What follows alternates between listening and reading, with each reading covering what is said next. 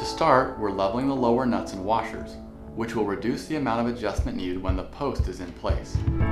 With a wire brush, we've cleaned the threaded rods, nuts, and washers so they're free of concrete.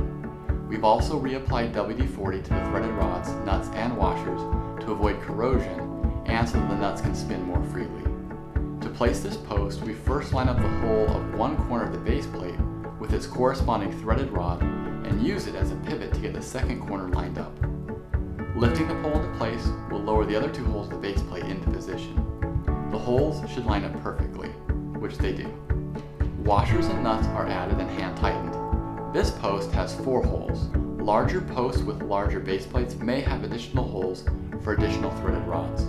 If there are more than 4 holes, always tighten the corners first, then move to the remaining holes. With all of the nuts and washers hand tight and the post secure, we're ready to level the post.